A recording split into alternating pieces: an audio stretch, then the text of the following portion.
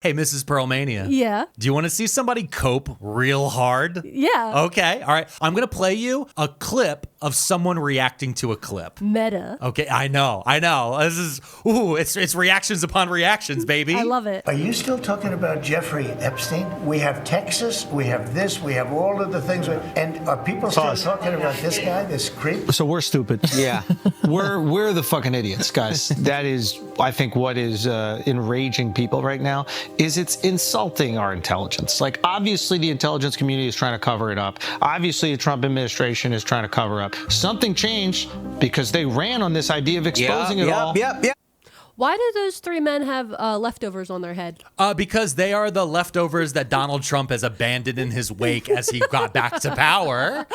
Because today's episode, Mrs. P, is going to be in general about how the podcast sphere, especially the Joe Rogan sphere, the manosphere, if you will, was used, chewed, and spit out by Donald Trump and the MAGA movement to be able to get back to power to do the horrible things. But more specifically, we want to talk a lot about Andrew Schulz. Yeah, the pedophiles. Yeah, yes. We're going to talk about the pedophiles and how they platformed a pedophile to become our presophile. Yep, that's it. So let's go ahead and get ready and open not one, not two, but two. Remember to smile. That's right, folks. You're watching Too Many Tabs, a podcast where a husband and wife duo sit across from each other in a room. And they smile at each other, and then they discuss all the fun things that they deep dive into on the internet. But this week, instead of Mrs. P bringing us a fun list, like a Christian movie guide, like our last show. A bunch of labubus. The fashions of Jeff Bezos. Yeah. And this week we're going to do, it's going to be a little bit of, this is a Mr. P episode. Yeah, somebody let Mr. P get on the internet again. Yeah, Mr. Pearlmania has been... Here's what happened. He had this Antipasto video go viral. It went very viral. Mm-hmm. And Forbes released an article citing it. Mm-hmm. Also, MSN fact-checked it, because in that video, you were like, oh, it cost $120 to make this Antipasto for the Cherry Hill Wegmans. Yep. And then MSN.com went to Cherry Hill Wegmans and price-checked it, and they were like, he's honestly not too far off. He's not too far off. It was like $110. They said 104. They were like 104. Like, he's pretty close. And I'm like, but you're not adding in how much it costs to drive over the bridge, and I'm sure they also didn't take the pan into account. You got to pay $5 to get back. You got to pay $5 to cross back over into Philly to leave New Jersey, because you're always going to pay to leave New Jersey. Also, whenever you go to Wegmans, you're always going to buy yourself a little sweet treat. That's another $10. Yeah, I know me. I'm going to get a little slice of strawberry. There's no way you're getting in and out. You got to get a little sweet treat while you're at the grocery store. You got to get a little sweet treat. Anyway. He has this Antipasto video. It's going viral. The whole internet's talking about the Antipasto lady. Yep. And at the same time, all this stuff about how Jeffrey Epstein, apparently not a criminal, didn't die in custody. There is no list. According to Jeffrey Epstein's best friend, the president of the United States. And so all that's happening, and I'm like, hey, listen, maybe just take a break from yelling about specifically Epstein. And then what did you do? You got on your laptop and you started giggling because all the podcast bros are having meltdowns, putting tinfoil on their head like dorks. Being like, I don't know why the liar lied to us. Oh, maybe I'm the fucking idiot. You're the idiot. You're a dummy. So they clocked you. Donald Trump saw you and your audience, and they said, wow, these guys are really easily to manipulate. Yeah. And so I did write an episode. I had an episode I was rating. It was about how Sydney Sweeney is launching a new lingerie brand. Nobody cares. Listen, backed by Jeff Bezos. Nobody cares. About Azalea Banks posting private DMs from Conor McGregor where he had a weight attached to his dick. This whole thing. And I had a funny thing. And then you know what you said?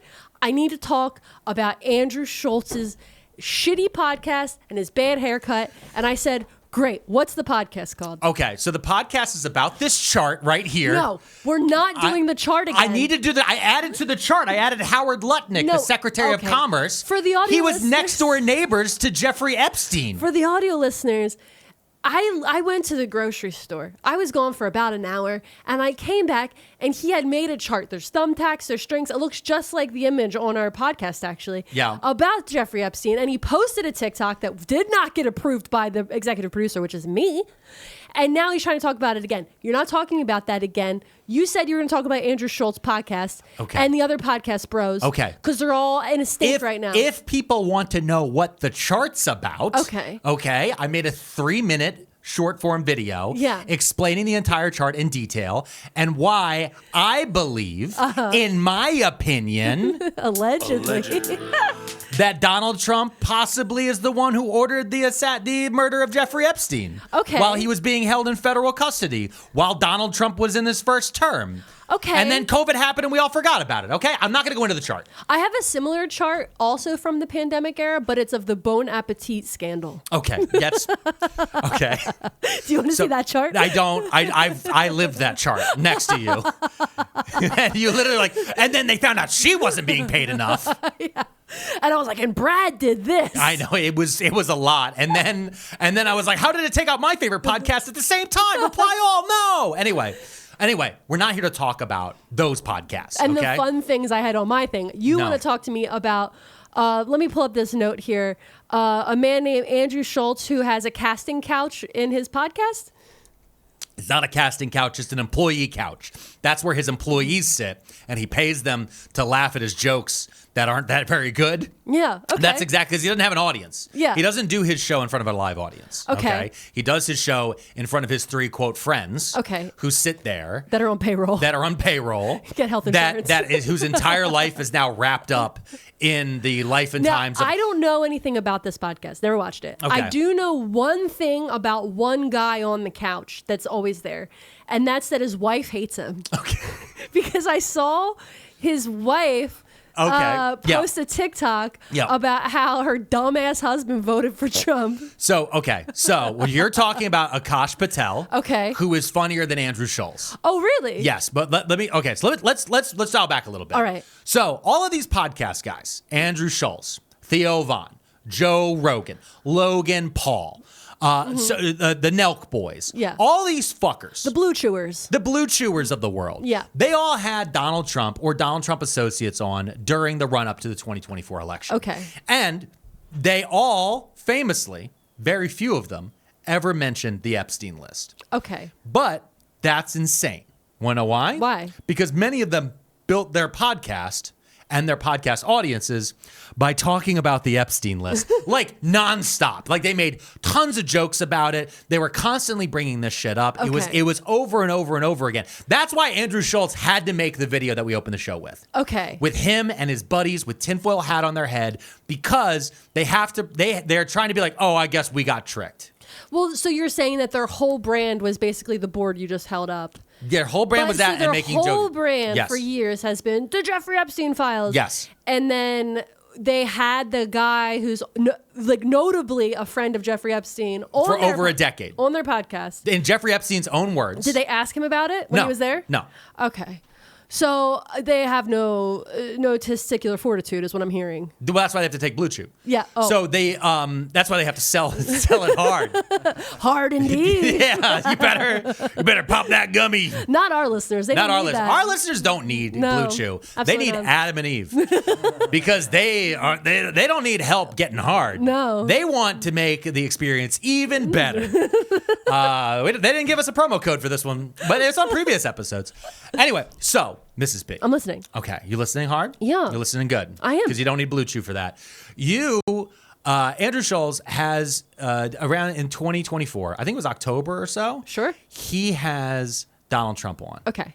And now this is what's crazy. Mm-hmm. Donald Trump was not the first presidential candidate that Jeffrey Epstein had on his podcast. Not Jeffrey Epstein's podcast. Sorry, that Andrew Andrew Schulz. Schulz. Let me listen. I have a chart. No. Okay. Put the chart down. So Okay. Andrew Schulz has on President Trump. But President Trump is not the first person to ride on Epstein's plane to be a guest on Andrew Schulz's podcast. Okay, who was? It was a different presidential candidate. Okay. The one, the guy, the Maha guy. RFK Jr. Yes. RFK Jr.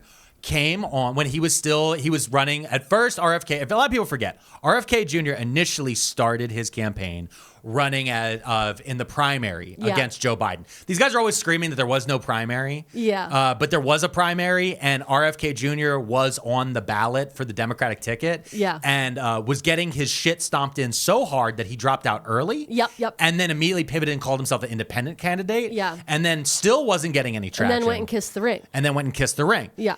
before RFK went and kissed the ring, he was heavy on all the podcast circuits. Yeah, because he's very Joe Rogan-y. Like he's crunchy, but he still does the testosterone shots or whatever, steroids. Yeah. No, he's still Like, he works out in jeans. Pardon me. Oh my God. Yeah, but ice bath. Methyl blend blue, all this different bullshit that is all gym pseudoscience. Yeah. It's very like what you could get. It's the type of advice you don't get from a doctor. It's the type of advice you get from a guy in a gym locker room who's like, nah, trying to bro. sell you pills. Yeah, who at the end of this, you're getting HGH. Yeah. But he knows he can't open with HGH. Yeah. He's got to convince you. He's like, listen, red 40's the problem. Yeah, that's the problem. We should get that out of our food. But also, have you ever tried this? He's the type of guy who'd walk up to you and be like, why are you starting out with cardio? You got to go right to the heavies, dude. You got to go right to that. You're not going to see any gains doing cardio. I'm like, well, I do cardio first to warm up so then I can stretch. Warm up your muscles. I want to warm up the muscles and stretch. It's not about burning the calories. It's about making sure that I'm limber enough so I don't hurt myself. Nah, bro, you got to go right to the heavies. You gotta go right to the squat. Why don't you can't skip it leg day, bro? You're like, this is a YMCA, sir. Sir, calm down. This is a YMCA. We are surrounded by 16-year-olds and 64-year-olds, and that guy has jeans on. Yeah. Is that RFK Jr.? No, we have a problem. I saw one lady on the treadmill in flip-flops once, and she got yelled at. It was pretty funny. Yeah, exactly. Because like, YMCA don't fuck around. Yeah, I was like, why are you on the treadmill in flip-flops? Real quick aside about YMCA. Love because them. during Trump's campaign, Yeah. they would play the YMCA song. Yeah, Any of the because village the one people. guy- the one village person was like, the song's not gay. Yeah. He's like, it's definitely not a gay It's song. not a gay song. You got a dude in chaps. There's a dude in chaps. It's not a gay song. Leather chaps famously. Anyway, with the big beautiful bill, defunded the YMCA. Shut the fuck up. Yeah, there was all these programs that would give money to local community centers like the YMCA. And so YMCAs across the country are being defunded by the same campaign. Yeah. That- Did you know that the YMCA, many local YMCAs actually support Dolly Parton's book program? So like Dolly Parton has a nonprofit where if you sign up your child, they get for like 3 years, every month they'll get a book. It's a literacy program because so many people in the southern states don't have access to books. So it's free. They send the books out. It's a wonderful program. And a lot of local YMCAs actually help fund it locally, along with other like nonprofit programs. So by defunding YMCAs, you are inherently defunding Dolly Parton, The and Imagination therefore Library. an enemy of the state, And of this pod. enemy of the pod, Immediately an enemy of the pod. enemy of the pod. Dolly Parton, who, if she was more unethical, would literally be a billionaire. Which is what's crazy. Is like that's one of the weird things where like there are no ethical billionaires. I'm like, yeah, I know, because Dolly Parton keeps giving away money. And the funny thing is, like, Dolly Parton is like a hyper capitalist. She is. She'll fucking put her name on anything. You go to Walmart, There's which Dolly I've everywhere. well, listen, apparently we got Walmart in the national divorce. Because there was everybody's boycotting Target for good reason. Yeah. And then everybody thought that the Walmart lady donated to the No Kings protest. So then I guess we're Walmart people now. Anyway, I go to the Walmart because I don't know what I needed, like diapers or something. And I'm pissed off because I don't like going to the Walmart. Parking lot is like taking your life in your hands. And then as I'm walking around, because of course you got to walk around, you got to look at stuff. Yeah. The amount of things that got Dolly Parton on them. Pie mix, frosting, cookie jars, there's chairs. I was like, this bitch. They're board books for children. Yeah. There's everything. If every aisle except for the firearms section, there is Dolly. And honestly, if she gets into the firearm in the crossbow section and I get a pink sparkly crossbow, bitch, I'm buying it. Yeah, you would. You would. A pink sparkly. But you know what it was? Crossbow? You know what it'd be? Not only be big, pink and sparkly, it would the bow guitar part. shape. No, it wouldn't be guitar shape. It'd be butterfly shape. Oh my God. Like a butterfly wings. Icon. I know. Dolly, That's what I'm yes. saying. That's what Dolly would do. Yeah. But we're not here to talk about Dolly Parton. We're here to talk The about angel. We've all been there. You're hungry, but the only thing in the fridge is a half packet of soy sauce. Factor is here to turn things around. That's right, Factor's chef-crafted, dietitian-approved meals are ready in just 2 minutes, making eating well a breeze. And it's been such a great breeze for me, Mrs. P, right? We've been using them so heavily, especially recently. I wasn't feeling good about how I looked. And I started trying on my health food journey a little bit. And the thing is I'm actually getting really good calorie counted meals that taste delicious, are easy to make. And I'm going to go and tell you guys right now, I've lost 7 pounds. And guess what? keep forgetting to go to the gym. Still lost 7 pounds. That's me. That's honest to God. Because you know what? Factor has options that you can choose from. Like I choose for Calorie Smart, Protein Plus, Keto, and more to lock in your goals. Get started at factormeals.com/toomany50off and use code toomany50off to get 50% off plus free shipping on your first box. That's code toomany50off at factormeals.com/toomany50off for 50% off plus free shipping. Factormeals.com/toomany50off. We're here to talk about my chart. No, we're not. No, this is the chart. Now, it starts here with Jeffrey Epstein and Ghislaine Maxwell. Put the chart and their down. connections to Donald Trump and how he is probably the one who killed Jeffrey Epstein. Okay, allegedly. Okay. I mean, but definitely. Hear me think. This is a comedy podcast, so these are just jokes. These are opinions, y'all. Andy Schulz. Yeah, I've started calling him Andy. Obviously, Andy Because Schulz. Andy wants to pretend he's not an old man. Yeah. Andy Schulz. He's like, I'm just a little baby. I couldn't have possibly known. No, he's entering his mid-40s. Yeah. And that's With the the whole rest- thing. with the rest With the of rest us. of them. And us. No, and them. That's the thing is all of these dudes like to pretend like Theo Von. Theo Von's like 45 years old. Yeah. Joe Rogan's in his mid-50s. These dudes want to act like they haven't been alive for the last 30 years, watching the rapid decline of everything. And then they point at all this random shit like, oh, well, I don't know, how did that happen? Like Joe Rogan's whole thing is that he's a little baby. He's like a baby fawn that just walked out of the forest with his weird nipples one day, right? And he comes walking out and be like, oh, how did pyramids get built? Aliens? And then some guy starts telling him how Winston Churchill was probably the villain of World War II. And you're like, hey, wait a second. That's some weird Holocaust denial. Anyway, back to Andy Schulz. Andy Schulz. And Andy Schulz, he spends all these years talking about the Epstein files. Yeah. Talking about the Epstein list. He built his whole brand off this. He built his whole brand. He did so much because let me tell you why, right? In 2019, when the story about Epstein breaks, Okay. right? It was a major scandal. Yeah. And it was starting to rattle Trump. Like Trump, even like when Ghislaine Maxwell got arrested, Donald Trump got in front of reporters and they're like, do you have anything to say about Ghislaine Maxwell? And he went, I wish her well. Yeah. And everyone's like, that's a weird thing to say to a child sex trafficker. Yeah, it's a weird thing. But like he knew her. They were very close. There's all right? a lot of pictures of them There's a lot. hanging Not out. only are there pictures, there's a lot of interviews and articles about how much that Donald Trump knew Jeffrey Epstein. At one point, they asked him in the New Yorker in 2002.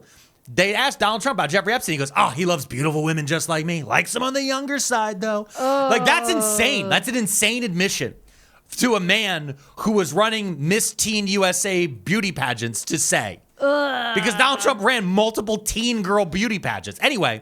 That went out of business. Because he's so bad at business. Yes. So anyway, all of this is coming together. And so like Schulz, in 2019, this stuff is everywhere. Yeah. Right? And COVID hits. Okay. And it gets memory hold. The Epstein stuff stops being a breaking story. And the thing is with our media these days, I think a lot of people don't realize this. We're all being driven by the feed. Yeah. We're not being driven by what is important, by what is good. It's either breaking or it's being algorithmically resurfaced by the conservatives. Yeah. And what's happening, by conservative tech billionaires specifically, Yeah. through their algorithms. So what's been happening is a story will break, the libs and the normies, they see it like the Epstein file, right? Epstein story broke, 2019. And then, you know what happened? COVID hit. Yeah. And that was the story. COVID was the story. The election was the story. January 6th was the story. The January 6th committees were the story. 2022 elections were the story. The COVID file, the Epstein files actually getting released was like, oh. I feel like murder hornets were in there too. Murder hornets were in there for a minute. There's all these different things that pop up. Antipasto salad. Oh, these are all things we're talking about. Big into sourdough. Right? But on the back end, so that's what's happening on the main feed. Yeah, okay. On the subtext feeds for guys like Andy Schulz and Joe Rogan, all of these dudes are copying off of one man. Who? Alex Jones. Oh, the guy who sells the pills because the frogs are gay. Yes. Got yes. it. Alex Jones. They're the freaking frogs are gay. Yeah. They're turning the freaking frogs gay.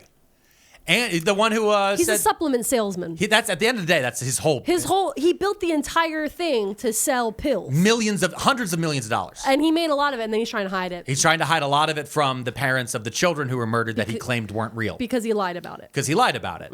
And in Newtown, all of these podcasts have had Alex Jones on.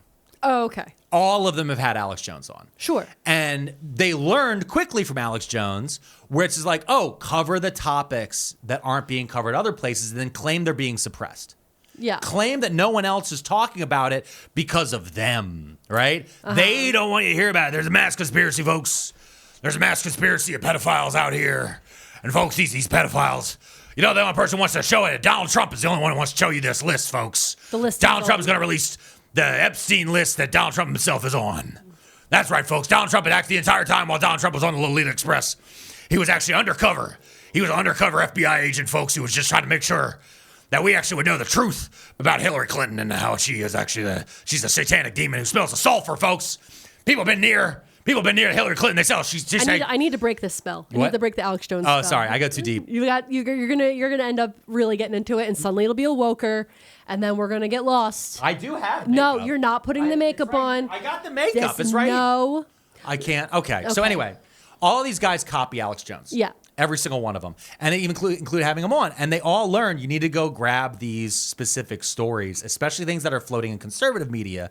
Because the thing about conservative media is they always claim that no one else is talking about this. Why isn't the mainstream media talking about this? Well, they are.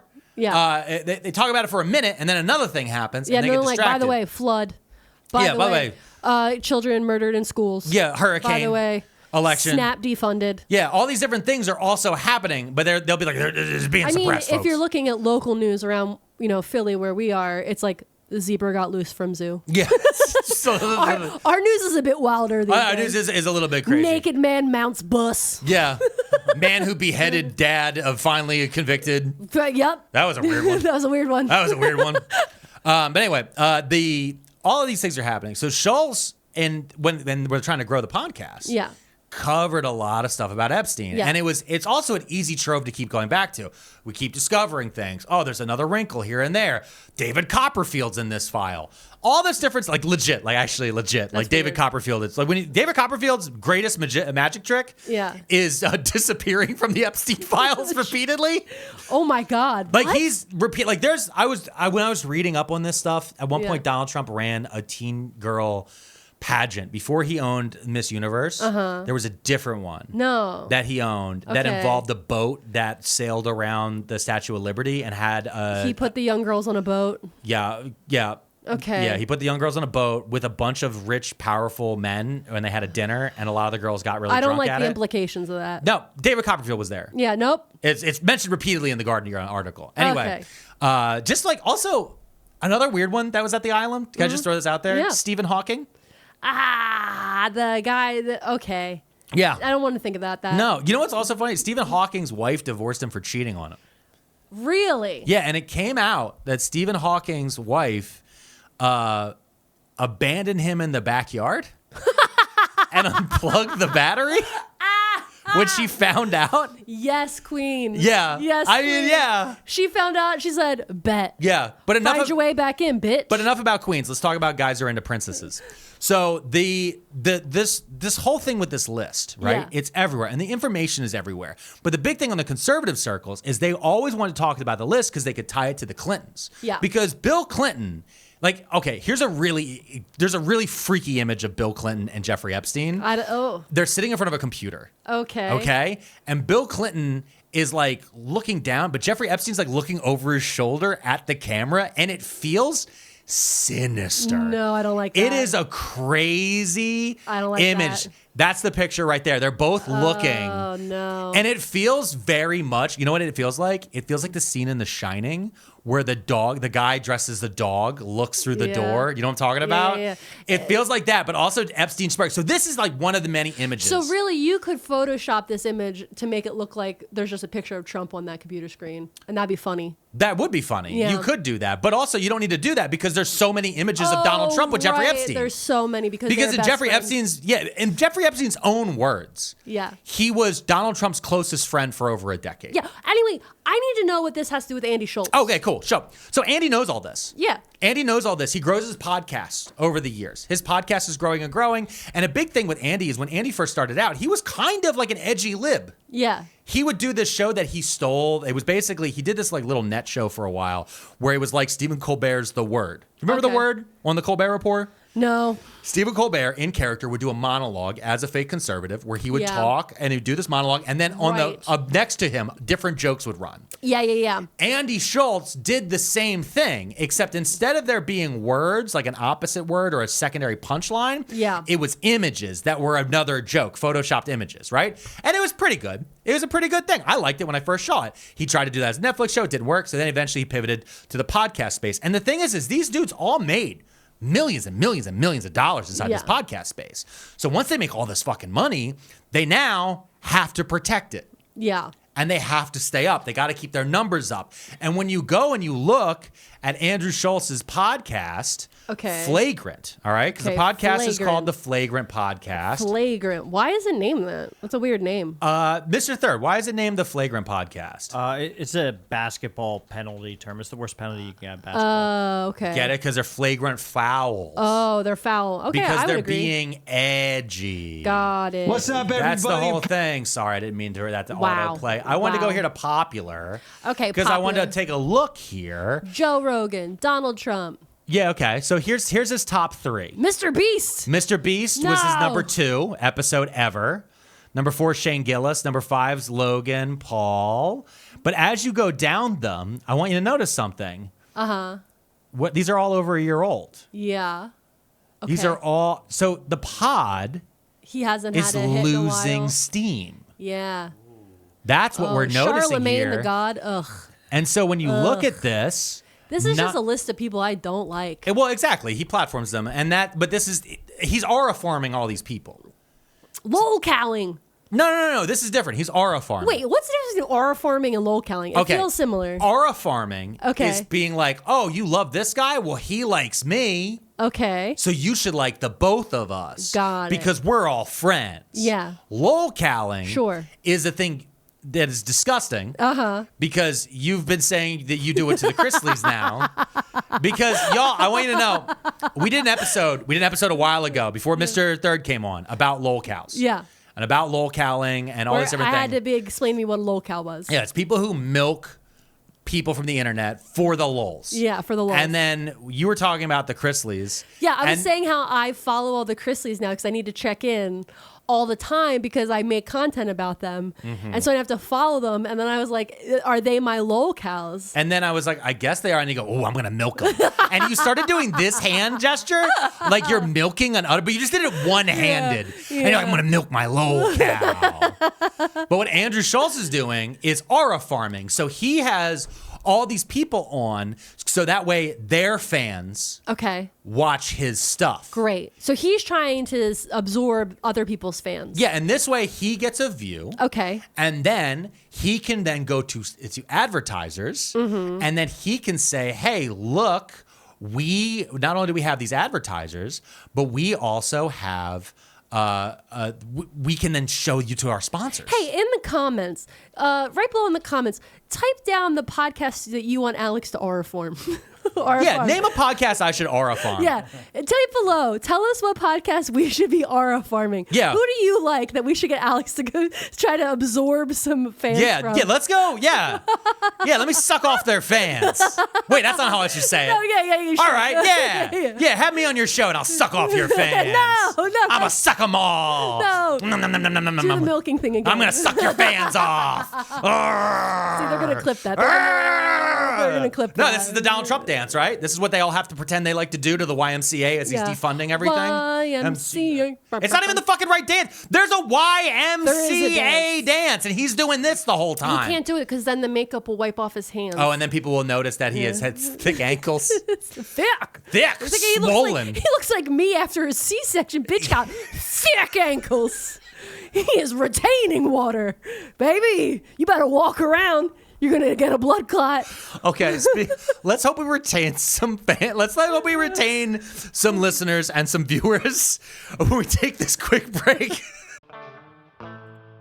Mrs. P, we've talked a lot about dadwear during this episode, but this sponsor is not just for dads. This is for anybody out there who's trying to find good swim trunks and shorts, because it's time for the lined swim collection from Chubbies. Look at these bad boys over here. Look at these beauties. I got these sent directly to me by Chubbies. They are a clothing company that have completely online, and they not only make swim trunks, they also make shorts. And these trunks have it all: quick dry stretch fabric, a built-in liner, and tons of options, colors, and patterns to pick from. And I love these shorts. And not only do I love these swim trunks right here, I've worn them multiple times to multiple pools. Yep. I've gotten compliments from everybody about them. Yep. And then you also point out, you're like, I'm showing a little bit extra thigh meat. There's a little bit of thigh meat on the Chubby shorts that I appreciate. A little bit of thigh meat for the boys. You want to know why? You want to know why? Because at Chubbies, you can choose from multiple designs that also come in 4, 6, and 8-inch inseams. So you want to go longer, you want to go above the knee, get that 8-inch seam. I actually decided to try out something different. I wanted to feel a little bit more comfortable. I went with a 6-inch seam. That's right. And I've been enjoying it. And then you can show everybody about how much you enjoy your Chubbies shorts. Whether you're suiting up for cannonballs, cookouts, or casual Fridays, Chubbies has you covered. For a limited time, Chubbies is giving our fans 20% off your order with our code TMT at chubbyshorts.com. That's code TMT at chubbyshorts.com. Support our show and let them know we sent you. Summer's here. Dress like it in Chubbies. And we're back. And if you don't like commercials or ads, always join us at pearlmania500.net. Ad-free listening. We have ad-free shows over there. Also, we just rolled out the after party. That's right. Which is where we've been taking your comments from both YouTube and Patreon. And responding to them. Yeah, we've been reacting to them in a brand new paywalled podcast. It's nicer to say react than respond. Yeah. I like react better. No, it is react. Because Yeah. we're reactionaries now. Like all of these podcasts. Yeah, reactionary That's the thing. content. I think that's what's turning the nation more conservative in general. Yeah. Is people aren't like processing information. No. They see it and immediately have to give their take. Yeah. And that's how you become a reactionary, because you're just reacting to the world. I don't like that. I don't like that. I don't like that. That's how everybody's acting. And Yeah. instead it's like, no. Don't react. Just be a little clown. No, don't be a clown. Be a little Respond. clown. Take a minute. Take a deep breath. What's Miss Rachel say? Take a breath. Take the right step afterwards, guys. Too many boomers in this world. Yeah, I mean, that's the thing. Well, that's the thing that gets me about Andy Schulz. Because, again, we mentioned it before. He's 42 years old. Old, just like me. He's the same. Listen, we're the same age. Yeah. About, And, like, he also has a kid. Yep. And it's one of those things where it's like, what drives me nuts is he's acting so much younger. And he's pretending. And the thing is like, he's not good at acting or pretending. Well, didn't he just get cast in that movie? Yeah, he better be good at acting. No, he doesn't have to be. He got cast as Dan in Street Fighter. I don't know okay? who that is. Exactly. Dan is not Ryu. He's not Ken. Okay. Okay. Dan is don't make me get into lore of Street Fighter. Well, I need to know, who did he get cast as? Dan? Dan. But what's Dan do? Is he a fighter? He's like in the storyline, he's like a trainer. But okay, do you know what Street Fighter is? Yeah, it's the video game that's at the pizza shop. Okay, good. You understand that. So you understand that in Street Fighter, there's a guy who wears like a red karate uniform. Yep. And there's a guy who wears a white karate uniform. Sure. Dan wears a pink one.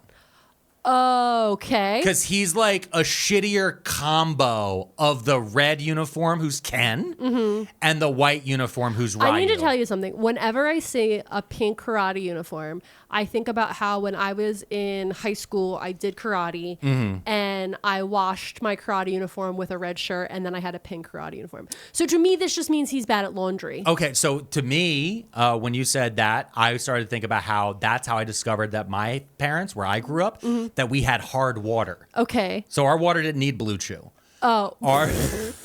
Because slowly over time, when you have hard water, it turns your white slightly yellow. Yeah. And so like that's not a problem. Yeah. Unless you're wearing a white karate uniform that is slowly turned yellow in a line of people who are wearing brand new bright white karate uniform. So I'm walking around piss yellow. Yeah. Like the same color as this fucking curtain next to people that look like Roman Reigns' teeth. Okay? It's fucking crazy. Anyway, enough about Street Fighter. Let me get back here on task, okay? Because Andy Schulz, he's got so many different ways. Famous mustache owner. And the mustache is to distract from the ears. Oh, because he got big ears. He has big Obama-like ears, and he wants to distract from that, so he grows this mustache, which I believe is stolen valor. Okay. Because that's a mall security guard mustache. And as a former mall security guard, you didn't do a tour of duty. Yeah. You didn't have to protect Abercrombie and Fitch from juggalos.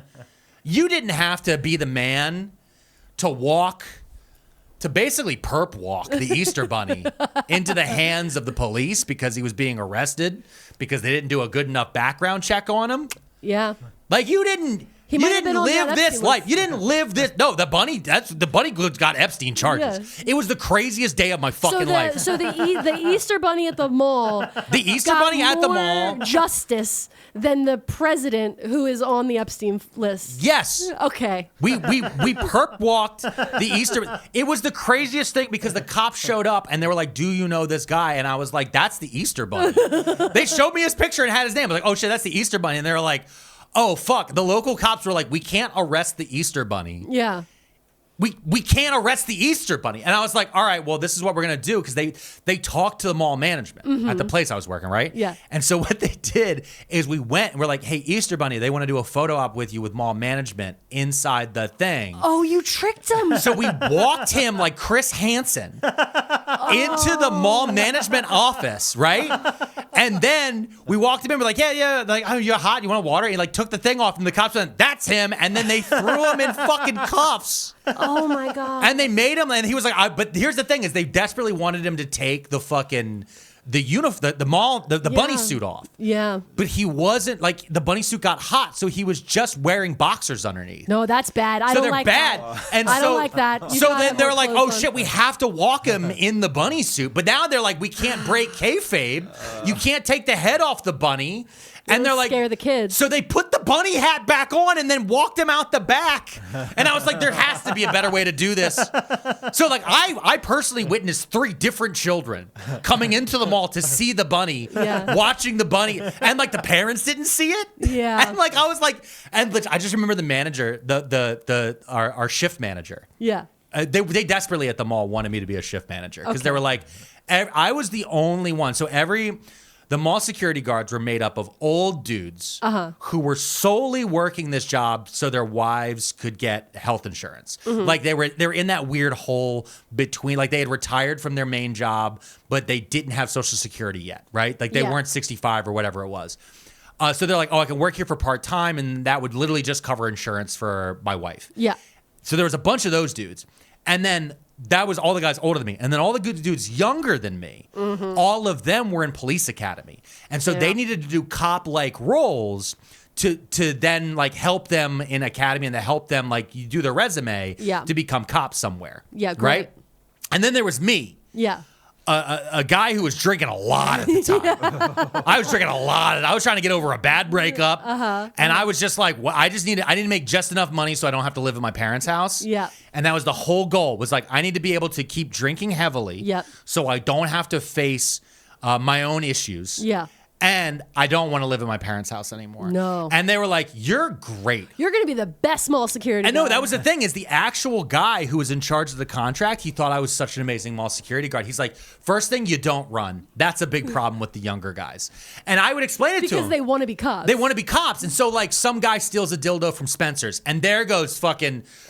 goddamn, this guy, his name was Goodwell. Yeah. Goodwell is, I'm dead serious. Goodwell is chasing a fucking emo kid who was brandishing a dildo into the JCPenney's. And I'm like, don't run. Yeah, Our no. insurance doesn't cover running.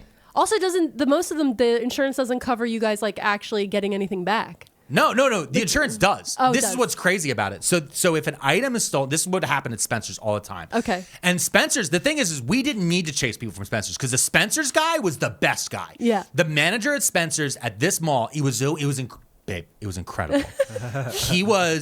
It's like reverse Andy Schulz. Like he looked like a child, but he was old. Yeah. Right? So it's like he was like in his mid-30s, but he looked 17, and he was like all in the emo shit and everything. And so everyone who came in the store never thought he was the manager. They all thought he was a customer. Yeah. And so he would just be like looking at the stupid, dick beads or whatever they have, or like looking at the I farted t-shirts, right?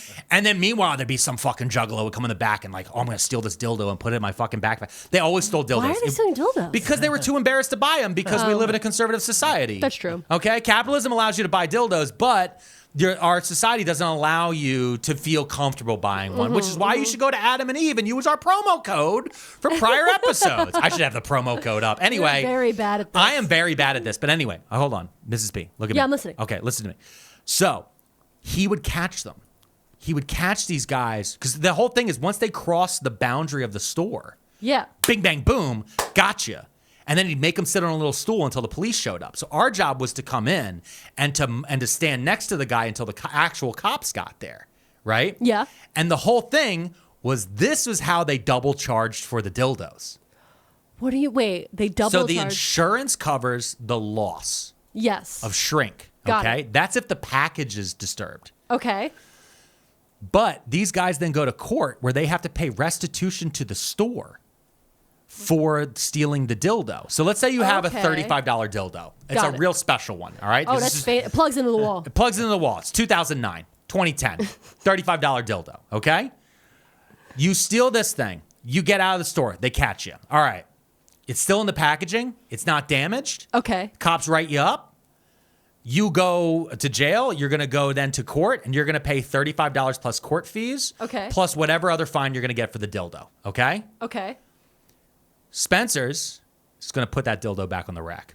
Shut up. So they're going to sell it again? They're going to sell it again. Now, if you damage the packaging and they can't sell it again, Spencer's is going to claim the insurance on the shrink.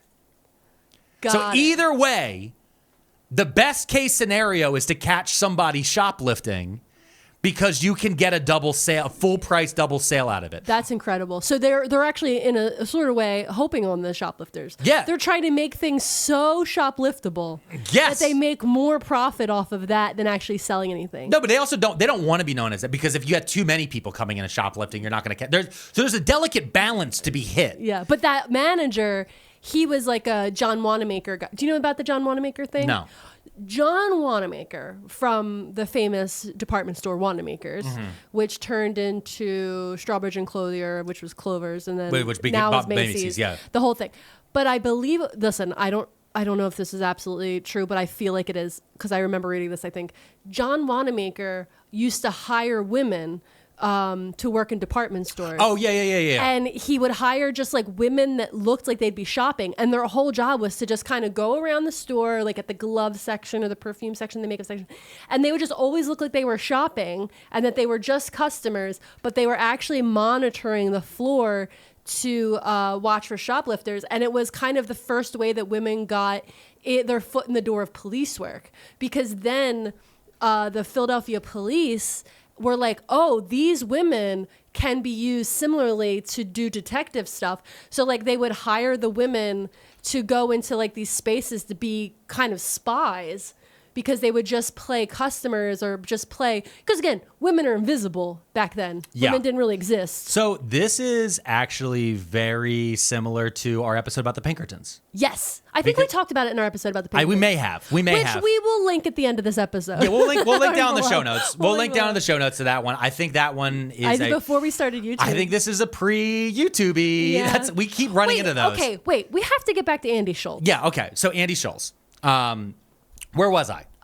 He sucks. He's upset that Trump lied to him, even though he was a liar. So here's the thing: is that Andy doesn't care about being a good comedian. No. He doesn't want to be a clown. Does he want to be a good podcaster?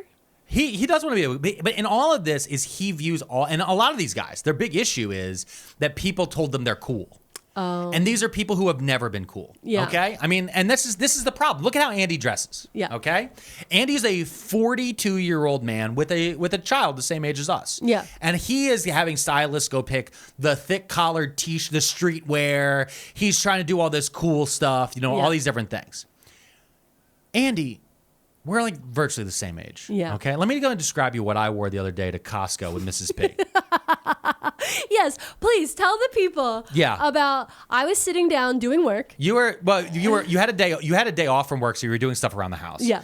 And then I was like, hey, we need to get some things. We were out of paper towels and a few other things. I'm like, we need to go to Costco And we hate going to Costco on the weekends because everybody's there. Yeah. And I was like, and I don't want to go by myself. No. It's more fun to shop with you. Yeah. And I was like, hey, it's 1 p.m. on a Wednesday. Let's go. Could you come with me? Come with me to the Costco. Okay. Now describe what you wore to the Costco. Okay, so As a 40-something-year-old dad. this is how a 40-year-old man should dress. Okay. First thing, it's the middle of July. Cargo shorts. Yeah. There's no problem with cargo shorts. All right. I'm wearing them right now. I got cargo think shorts those on right cargo now. shorts are actually from Costco. These are from a grocery store of some sort. That's right, because you're buying your clothes at the grocery store. Costco, BJ's, these are grocery stores. Walmart, Aldi, Target, those are grocery Lidl. stores. Okay, yes, okay. If you're, that's a little much. But I am buying clothes at grocery stores. I'm not above it, okay? Yeah. So I got that on. Cargo shorts. Now my t-shirt. Yeah. Right now you're wearing a rubber ducky shirt. I'm wearing my rubber ducky shirt, which is very cute. My son, baby loves it. Baby loves this. But I also at that time I was also wearing another shirt that the baby loves. My Lightning McQueen shirt. Because again, right. baby loves cars. Cars movie. Baby loves the Cars movie. So I was like, I put on because baby sees me, goes Cars, and I'm like, Yeah. yeah, it's me. So I had that on. Disney t-shirt. And then you agreed to go with me. And then immediately I was like, well, this isn't like a formal thing. No. So Crocs. So Yeah. I grabbed my green Crocs. Pop I threw the them Crocs on. on. Okay, pop some Crocs on. And then I was like, oh, where's my wallet and my keys? Like, oh, right. And then I reached and I grabbed my bright green fanny pack and I clicked it on. Yep. Which also has a Lightning McQueen in it. Yes. I have an emergency child toy. car. There's an emergency car. child toy in there, and there's also an emergency There's an granola emergency bar. car in every room of this house, in our car, in all of the purses, in the direct. There's an emergency car. Because if he's losing his shit, you hand him a little car. You go, oh, car. You're like, Yeah, that's it. Okay, cool. So I had that. And then what's the last thing I put on? A visor. Yeah. A very specific visor. So recently, Mrs. P and I have been talking about, you got to care about your skin, right? And you should wear a hat when it's a very bright day for your skin. Especially if you're as pale And as you are. I reached for a visor that I was like, oh, this is what we should have. So you guys know how there's the cooling rags that you can, like, there's like a cooling sweatband you can put across your head. They get wet. It feels almost like menthol in your forehead. Yeah. I was like, they should make a visor out of that. And I found one. Yeah. And I bought it. It's baby blue. I thought it looked cute. It's the same color as the shirt. Yeah. So I had all this stuff on. So visor with a cooling ring Cooling visor, rag visor. a ponytail. A obviously, 'cause ponytail. you have High a visor pony. I had it on. in a high ponytail. High ponytail. Yeah. Lightning McQueen t-shirt. Yep. A bright neon green fanny pack. Yep, cargo shorts shorts. and Crocs. And Crocs. Yeah. Like a dad. Save some pussy for the rest of us, babe. That's the whole thing. I don't need to care what people look at. Like, people look at me like, oh, I don't want to fuck that guy. Good. The point is, I don't want you to fuck me. I don't want it. When we have conversations, we're two people talking. I don't need to look cool. I don't need to look cool listen, listeners, I love you. I don't dress for you. I dress for me. He dresses for the baby. I'm the baby. May I say I dress for the baby. I try to, how can I get eyes on the baby? Most fashion is like, I wonder if the baby will like this. It is. That's kind of how it's going these days. But like, Andy Schulz is also a dad of our age group with a child. Like, Of our age why group. is he pretending that he's like cool and hip and Gen Z? Because he's desperate to be seen as cool, because that is where his self-worth is being put into. That's why when Andy Schulz had Donald Trump on the podcast, a comedian on his podcast, Gianmarco, he called him out for it. On his podcast called The Downside. Gianmarco Soresi. I think this guy's just he's incredibly funny. Yeah. He's an incredibly funny guy. And Gianmarco actually, on his podcast, they said this. You're telling me that all these comedian podcasters who make Epstein jokes, I make Epstein jokes, and you were sitting across the guy who's been in multiple pictures at different times of his life with Epstein, and you didn't even mention it? So that is... Yeah. That's similar the crux. to what we've been saying. Yeah, we've been saying the entire time. And it was insane. So when the clip we opened with them wearing the tinfoil on their head, when that clip hit, Gianmarco actually went and he retweeted it. This video. He retweeted the flagrant video because they posted it. Oh, so we're idiots. Which, because again, the whole thing with these guys is they live off of clips. Yeah. Flagrant podcasts, all these different dudes, they go and they clip it and they throw them at short form media, and the short form media, like on TikTok and Instagram, that then gets turned around and hopefully then becomes views of the podcast. But more than anything, It's to show people I have a podcast. Yeah. And that I should be listened to. Because more people see the clips than they do the actual pod. Yeah. It's the weird funnel to how all these different things work. So when Flagrant wrote, "So we're idiots, right?" Gianmarco retweeted it and wrote, yeah, with that exact clip. And then we got this fucking insane reply from Andy Schulz. Oh, Andy Schulz. Okay. Andy Schulz. I love this. Is juicy. Andy Schulz posted this to Twitter. This is a reply to Gianmarco. Okay. Why you acting tough on Twitter again? We've spoken about your video in person at the Cellar. That's the Comedy Cellar. And you were a good little boy. You apologized to me. Don't be so desperate for views. I'll see you again soon. I expect this same energy when I do. Wow, what a little bitch. Yeah. That's the most bitch energy thing. Now, can I tell you the funniest thing? Yeah. He wrote that while on vacation. See, that's how I know you're big man. Where was he on vacation? He was at the beach somewhere with his wife and kids. Like, this is crazy behavior. Yeah. If you were unaffected, if you were actually too cool for school and being like, oh, you're going to change your tune, you wouldn't have to write this because you'd be enjoying your family and child on the beach wherever you are on vacation. When you're on vacation, that you've worked so hard to earn all this money to go on vacation, and then you're going to waste the mind space because somebody called you out for being a twat, which is what he's being. Yep. By putting a little baked potato on his head and being like, oh, I'm the idiot. Yes.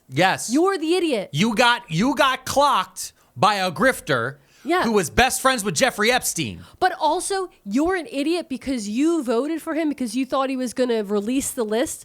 But you're also a vile piece of human trash because you like all the other horrible stuff he's doing. Yes, which he said in this clip. Isn't that right, Andy? People that they'll DM me and be like, you see what your boy's doing? You voted for this. I'm like, I voted for none of this. He's doing the exact opposite of everything I voted for. I want him to stop the wars. He's funding them. I want him to shrink spending, reduce the budget. He's increasing it. It's like everything that he said he's going to do, except sending immigrants back. Yeah, so except for the Nazi shit.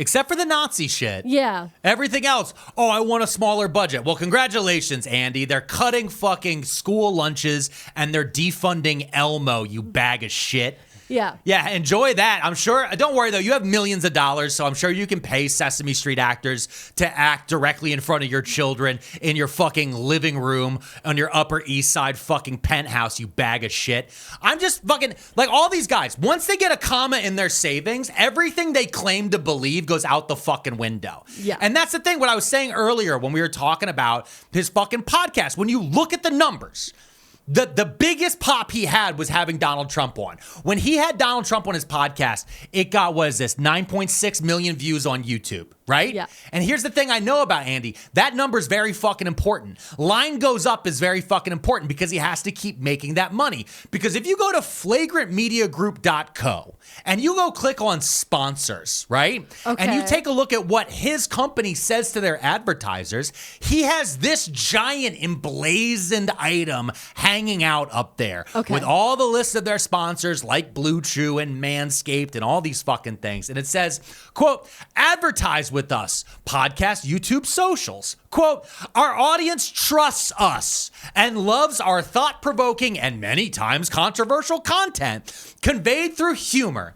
If you're one of those brands, get ready to embrace the flagrant. And then they have all these different places like Keeps and Blue Chew shouted out there at the bottom. My other favorite thing, though, is how when you get all the way to the bottom of the page, all the way at the very bottom, they make a big deal. We have 40 million views / listeners monthly. We have 7 million subscribers on YouTube. Oh, look at us. We have 20 million followers across Facebook, Twitter, Instagram, and TikTok. And guess what? Those aren't to Flagrant. Those are to Andy Schulz himself.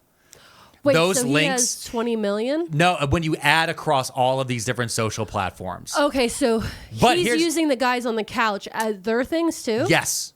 Okay. So he says when you combine all 5 of us plus the Flagrant podcast and what these other podcasts I have, right? Like Brilliant Idiots with Charlemagne and all these other ones. I know. All these different fucking guys. When you add up all of these together, we have 20 million plus followers. But if you click on the button. Okay, click the button. It just goes to Andrew Schulz.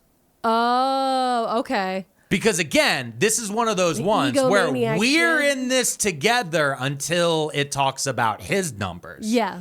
Then there's his numbers. Got and it. that's where we're getting stuck with on these.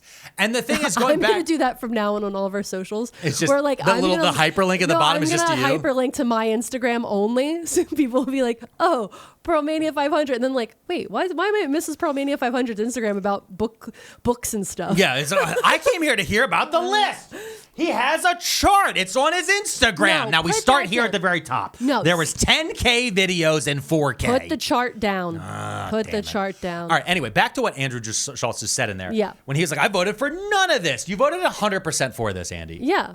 And you not only did you vote for it, you platformed it, you endorsed it, and you read fucking Blue Chew ads during it, because the entire time, Donald Trump coming on your podcast, the MAGA movement using all these podcasts, these weren't sold to you ideologically, right? When I was doing shit during the campaign, when I did a video with Tim Walz, Yeah. when I went to the DNC, when I did all those different things, I was doing those ideologically. I felt, and I still feel to this day, that Donald Trump is one of the gravest mistakes and dangers to the American public. Yes. The things that he is currently doing, he is operating a concentration camp in a swamp. He is destroying our fucking schools. He is making us more unhealthy every single day. He's selling the national parks. He's selling the national parks. He is collecting the DNA of children through ice. Yeah. Hundreds of thousands of children are having their DNA collected. Now, if this was Andrew Schulz or Joe Rogan or any of those other fucking dudes in 2021 and Joe Biden was doing this, it's probably to collect the adrenochrome there, brothers. It's probably for the adrenochrome because they want the kids because they're all on the Epstein list. But when Donald Trump, Jeffrey Epstein's best friend, does it, you get real fucking quiet, don't you, Andy? Don't you? You start inviting Democrats onto your podcast. Oh. And then you start mentioning the entire time, Andy, like, well, Kamala never wanted to come on our show. Is that true, Andy? Is it? Because Kamala Harris tried to go on the Joe Rogan podcast, and it turned out that entire thing was just a psychological operation to keep dragging her along. Because they have notes now from the Kamala Harris campaign and from other people about them reaching out to all these different podcasts. Yeah. All these different things. Because they knew that long form video was the secret to how to reach voters where they are. Because so many voters are listening to podcasts or watching YouTube when they're on their break at work, or listening to a podcast as they do their job, as they fold their laundry, or all the different ways that y'all can get in the comments and tell us how you're viewing us right now. Please let us know. If you're not listening to us watching us on YouTube, then tell us on Apple Podcast reviews or tell us on our Patreon at pearlmania500.net. But when all of these different cases, the Kamala Harris campaign knew that, and the Donald Trump campaign knew that too. And you were offered basically brand deals from both. I'm not saying that you were paid directly by Donald Trump, but what I'm saying is they told you that you could pop a big fucking rating if you have Donald Trump on there, and you did pop a rating, didn't you? Because you stunt casted that shit. And there it is. Third largest video on the Flagrant YouTube channel, 9.6 million views. And everyone since then's been down, hasn't it, Andy? Because then slowly your audience has realized, especially the young Gen Z men, that you've been the 18 to 25-year-olds that you guys love to advertise to, because those people trust you, right, Andy? In your words? Those guys have realized that you sold them a bag of shit. The same way you keep telling men who are 18 to 25 that they should sign up to get a Blue Chew gummy. That they should just keep staying alone. Hey, maybe before you know it, I guarantee you on all these fucking podcasts, these same podcasts will be telling all these guys, as they have these billionaire tech lords on, to go check out Grok's new AI girlfriend. Yeah. Hey, folks, you gotta check out the new AI girlfriends on Grok, everybody. You know, I know that we've been making sure that you young men are basically undateable. You're unfuckable weirdos who will hop on Tinder and 3 messages in, ask a woman if they're into anal. I know that we've groomed you in a way that has made you not be able to communicate with a person of the opposite sex, and we've told you that even viewing the feminine in any sort of way makes you trans and therefore a danger. But now that you can't talk to women, we want to sell you on Grok AI. Grok. also known as Mecha Hitler. She'll listen to all the things you need and she'll tell you, tell her your deepest dark. Tell Mecha Hitler your deepest, big-tittied mommy milker, Mecha Hitler. Tell her your deepest, darkest secrets as she slowly pipelines you into a future where you have absolutely no control and you've given up democracy and you live inside of a technocratic hellscape that's overseen by a series of South African billionaires. Folks, this is what we're trying to get you into right now. It's not a conspiracy, folks. It's actually an economic plan. We have it listed on all of our financial documents for Q3 2026. Can I say something? Number one, I do want you to stop before I'm sorry. you end up I'm in sorry. the It does hurt my vote. But also, I want to say something Alex Bones. a little bitchy. I have a little bitchy thought. Yeah. Okay. So I did pull up the Flagrant YouTube channel because you were like, look at the numbers. Yeah. And so I'm looking at their newest video, which posted 2 hours ago, where it's like Epstein explained. And if you look at all of his pictures, if you click on his thing right now, he looks like shit. His hair's not brushed. His mustache is all fucked up. He's wearing a shirt with like this weird like open collar that's ill-fitting. Like he actually looks bad. Like he is not handling this stress well. Yeah. For a man who just got home from vacation, he looks like he's stressed the fuck out because he knows that he is spiraling into the garbage can. Yeah. Like he looks bad. So, and here's the thing. When you look at his numbers right now. Like, okay, real quick, I just want to get back on it. If I look at the last 1, 2, 3, 4, 5, 6, 7 videos, he is smiling, laughing. But this one, very serious. Very serious. He has to be. Upsetting. He's not laughing. This is no laughing matter. Yeah. Well, because this is whole thing is what he's trying to point to now. Right? He's like, look, the full evidence that Epstein was a spy. Yeah. Okay?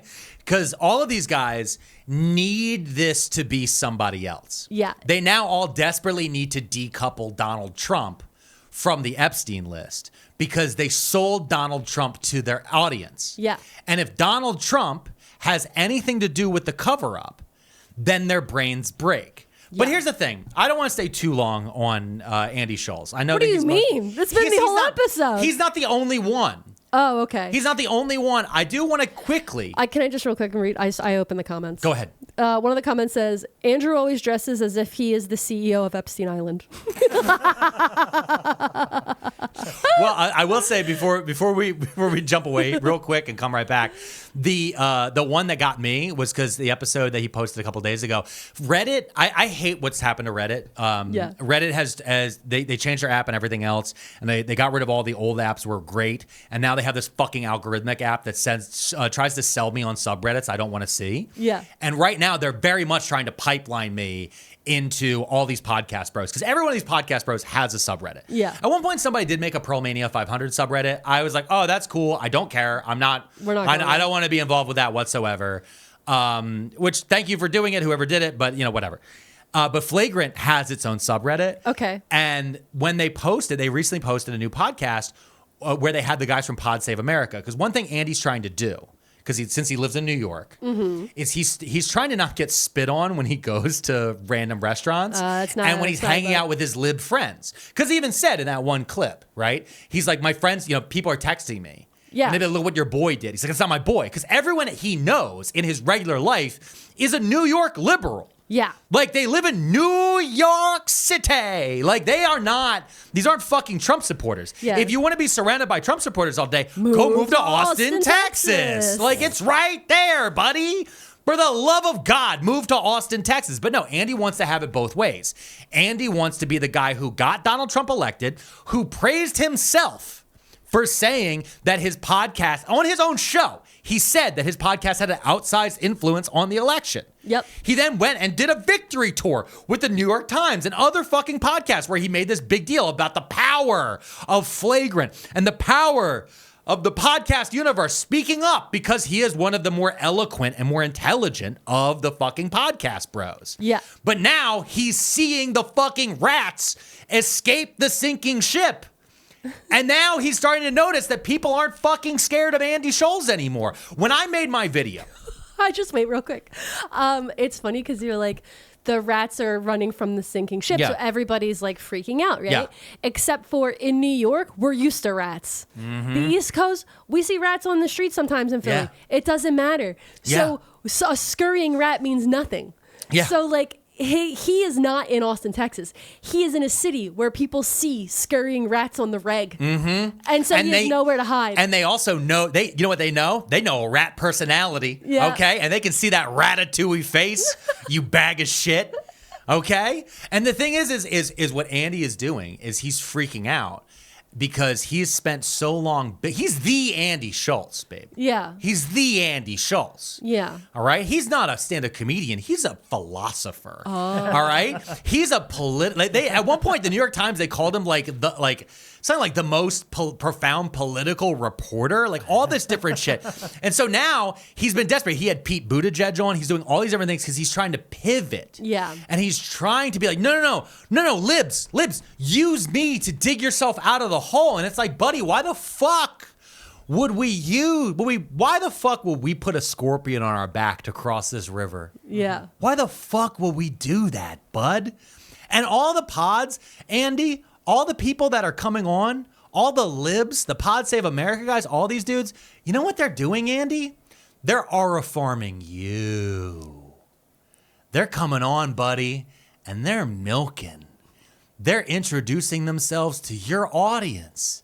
And they're saying, hey, you know how this idiot with a mustache sitting next to us said that none of this bad shit would happen? Well, we said this bad shit would happen on our podcast the entire time. Why don't you come over here to our podcast where we tell you the truth? We don't lie to you like Andy Schulz. That's the subtext that's happening to you, Andy. And Andy, here's the thing. I know for a fact that when I made my video that got 2 million views on TikTok and 500,000 views on Instagram and quite a few views over on YouTube Shorts. Not a lot because YouTube Shorts is fucking weird cancer garbage. It's like pipelining people in weird directions. But enough about that. I can tell that video got to you, Andy. You know how I can tell? Because you started dressing a little different. You started acting a little different. He's dressed like I noticed you started, Charlie Sheen in that show used to do. I noticed on your Pod Saves Flagrant episode, you were wearing a hat out of nowhere. Suddenly you're starting to dress a little bit like a dad, trying to dad it up. Because I read the comments, and I know you read the comments too, Andy. You can't fucking help yourself. There's a reason I kept saying your age there, buddy. Because it bothers you to be 42. It does. It bothers you a lot. Hurts your soul a little bit, doesn't it? Because now you're a young guy. You got a whole life in front of you. No, buddy. No, buddy. Hurts his knees. We got the same amount of time left. That's not a lot. It's not a lot. And you got even less in the spotlight. And it's going to be a grand old time as we watch you wither. And I'm just going to sit back and enjoy it. Because you tried to be cool when you're a fucking clown. And that's the whole thing. You want to know how Conan stayed in for so long? Want to know how Dave Letterman stayed in for so long? Want to know how all the comedy greats that are remembered stayed in for so long? They knew that they were the fucking joke. And they leaned into it. But you couldn't be Don Rickles.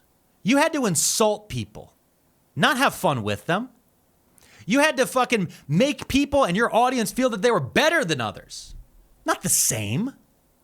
And that's why now you're sitting back, the Andy Schulz, looking around you, watching the rats scurry, wondering why they haven't invited you to the rat club. But Mrs. P, he's not the only one. And when we come right back after this, we're going to talk about all the conservative influencers and how they're scurrying too. Right, Charlie Kirk? Now, Mrs. P, I don't want to spend too much on the conservative influencers that are breaking everywhere, but I do want to explain the funniest ones. Okay. Okay? Because the biggest conservative influencer that's breaking as of the recording of this pod is Donald Trump himself. Oh, yeah. Because Donald Trump is a massive conservative influencer, and we've also talked about how Elon Musk is a huge MAGA influencer. Yes. At least he was until the girls were fighting, which we talked about in an episode a while ago. Yeah, the girls did fight. But the big one that really gets me, and that a lot of people were really losing their minds over, was this line that Donald Trump posted to Truth Social the other night. Okay. Quote, what's going on with my boys, and in some cases, gals. And that fucking... He didn't need to write anything after that. It's so fucking crazy, because the thing is Donald Trump has become... what's the word I want to look at? I want to say with this. He's like disconnected from the universe that he has created. Yeah. Right? So like he's trying to pivot in all these different ways where he's trying to pin it on a lackey. Yeah. And his fans want to. His fans want to pin it on Pam Bondi or Dan Bongino or Kash Patel, the FBI director. They want to pin it on all these different people. And like so many of them are pleading with Trump to like to pivot. Alex Jones himself was like, Mr. President, you got to do this different. Like all these different guys. And even with Andy Schulz, like some of the things he's saying, they think they're sending subliminal messages like to Trump to try to like lead a horse to water, but you can't make him drink. And the thing is with swollen ankles, Donald Trump, he's not drinking enough water. He's also not being led anywhere. He only drinks Diet Cokes. So with this, it reminds me very much of an issue that they used to have in Russia. Okay. Which is it's a thing called good czar, bad boyars. What? And this is why we're breaking through the Epstein shit is breaking through MAGA. Okay. Good czar, bad boyars is a concept that the czar, right? Mm-hmm. The czar is the emperor of Russia. Yes. The emperor, he's not a bad guy. No. It's the nobles that are bad. Okay. These other people in the hierarchy, in the pyramid, they're a bag of shit. It's the same thing you see in MLMs all the time. Oh, the guy running the MLM, he's not a bad guy. He's trying to sell me a good product. It's the person it's my friend who sold me on it. It's this other person over here. So in the case of Donald Trump, he will always immediately turn and say, oh no, this is actually Jeff Sessions. This was Alex Acosta. Yeah. This was Bill Barr. This was Mike Pence. This was David Copperfield with a bunny rabbit at the mall. This is pulling it out of a hat. This is all of these different things. Magicians. All of these different things. So he can point to all these different people, right? Yeah. But in this case, with the Epstein files, it's becoming clearer and clearer. This direction is coming directly from Donald Trump. And so his people are like, oh no, our czar is an evil psychopath. Yeah, which he's been saying the whole time. Yes. 100%. But again, most of these guys have had their shit washed through podcasts like Andy Schulz, like Alex Jones, like Joe Rogan. So this stuff has literally been hidden from them because if something bad would happen about Donald Trump, they go, folks, we got a new wrinkle in the Epstein list tonight. We got new things coming up. So that's why it led us to on Monday. Okay. Charlie Kirk dropping probably the most insane statement that I've ever heard. I did see this clip. You played this clip for I know. me. And play it for the people. Okay, I'm going to play it for the people. Here we go. Honestly, I'm done talking about Epstein for the time being. I'm going to trust my friends in the administration. I'm going to trust my friends in the government. That's insane. God. A conservative saying, I'm going to trust my friends in the government? We're trusting the government?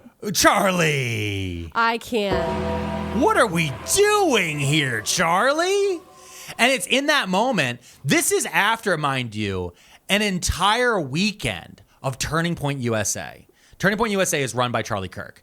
It is a giant MLM style meetings that they have. Yeah. He's taken over for CPAC, which is a conservative political action committee. He's taken over all these different things. And this is how he markets to young people. He has these conferences that are very much like a Comic-Con or an anime convention.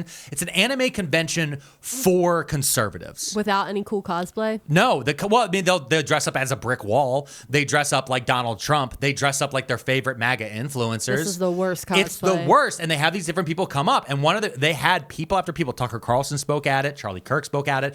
The fans at this place kept screaming about the Epstein files, which led Laura Ingraham to ask this. How many of you are satisfied?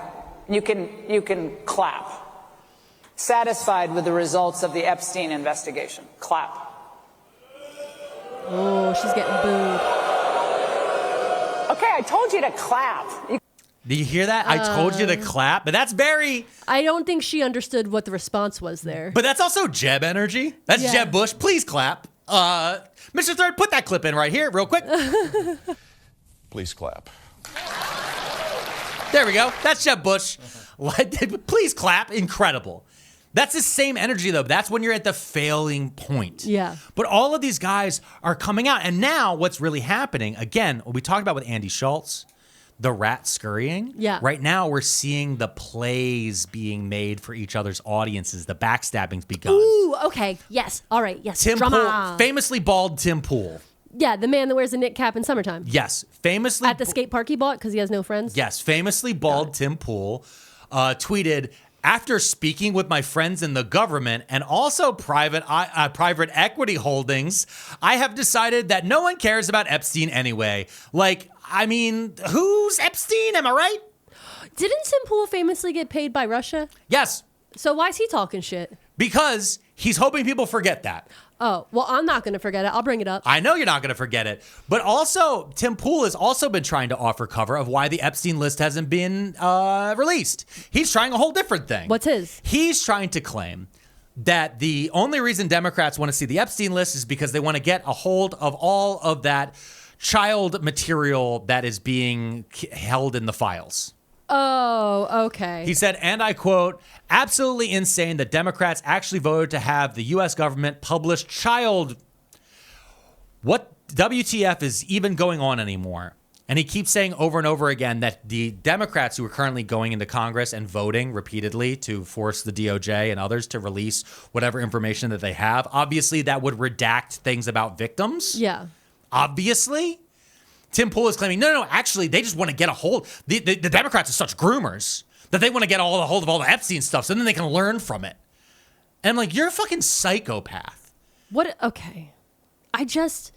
There's so many layers to how much all of this is so gross and annoying. Mm-hmm. It's like everyone you've named, Andy, Joe, Tim, all of them, they've built these platforms off of the backs of victims of sexual abuse, right? So like yes. There are people that were abused by Epstein and the people on the Epstein list, mm-hmm. right? I'm not going to say names because allegedly, but like they've been joking about these victims. They've been building their platforms off of these victims. And so when it's brought to light that like these victims will never see justice, they fundamentally don't care. It's not about justice for them. It's just about a gotcha because they want to get the Clintons or something, right? And like the whole thing is we do, but like we don't need a list. There are women who were the young children that this happened to who've come out and said this happened to me. If you just believe the victims, you don't need a list because the victims have already said who it was and what happened. Mm-hmm. But they don't want to listen to women. 100%. It's infuriating. Because also, they don't actually want to get to the bottom of anything. No. They want to talk about this in a loop forever. So that way, people will keep tuning in every single week, and their numbers will keep going up, and they will be able to keep adding more advertising spots to it. Yeah. That's what this all really comes down to. And that's what drives me so crazy, because at one point when Andy Schulz was being interviewed, he talked about the difference between podcasts and the news. And he said the nightly news, the job of the nightly news is to sell antidepressant medication. Mm-hmm. He said the job of the nightly news is to push big pharma on people. Okay. Because they run those ad spots. But yeah. Andy, you sell medication.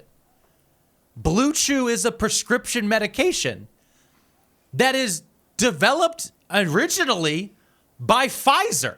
Mm-hmm. It's chewable Viagra. What are we doing here, buddy? Like this is what we're talking about. Like you're a hypocrite and a clown. If you want to get a little bit of a different energy from what we just experienced right there, check out our last episode. It's all about how MAGA Christians rated our favorite films